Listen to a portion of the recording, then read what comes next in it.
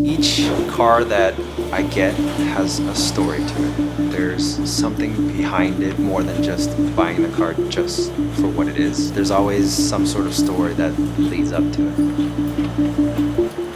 Cars is more than just a mode of transportation. It's a little time capsule to take you out of reality and put you in a different place. I don't think. When I get in, I lose the power to think. All I can think about is just the joy of being.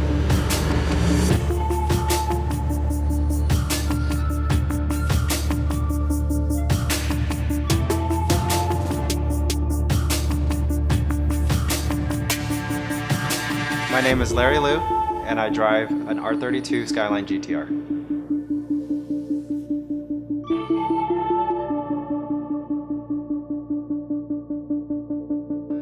As a kid growing up in San Jose, my first exposure to the R32 GTR was in the very first Gran Turismo. In the game, one of the things that appealed to me the most was the sound. Like back then, the graphics seemed out of this world, and that car is just something that really popped out to me.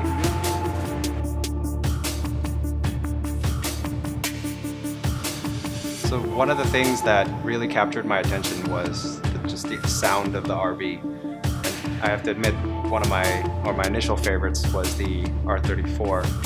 And I dug into the Skyline history a little bit more, and that's when the R32 really appealed to me. The R32 feels most raw to me.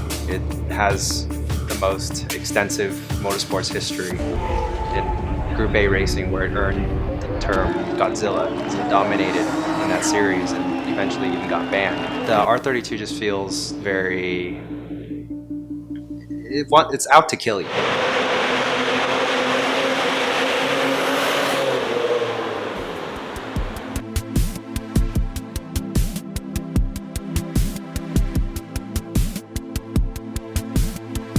When I hop into the R32, it feels different.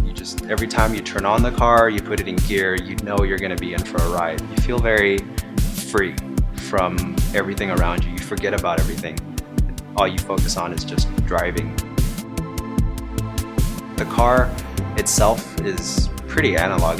There's not a lot of electronics to it, minus the all-wheel drive system that it has. And half the time you don't really know when it's kicking in. So every little thing, your steering input, to how much gas you're giving it, to where you're pointing the car, it's very predictable, to the point where you feel extremely connected to the road, where it's something you don't feel in cars these days. It's just, there's no electronics to help you.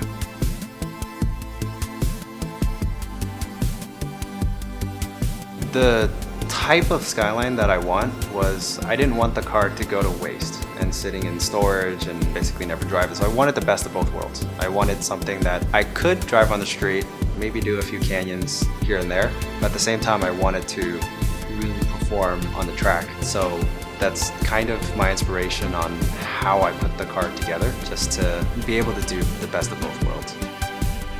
The Skyline has a lot of nostalgia for me. The moment you sit in the car, it just takes you back. It's like a time machine.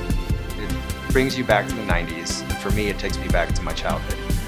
Just seeing the car for the first time in Gran Turismo, to dreaming about the car, and even saving up for the car. It took me over 20 years as I was a little kid to save up to finally getting my dream car. So every time I sit in it, it takes me back, and even if I don't drive it, I can sit in it, and it's different. Who knows what'll happen in the future. For now, at least, I have the dream one that I wanted, but maybe I'll add on a 33 or 34 Being the oddball that I actually really want a 33 sedan or a 34 sedan and do the work to it to convert it to an R, just based off of what I've learned from this 32 and what it's given me.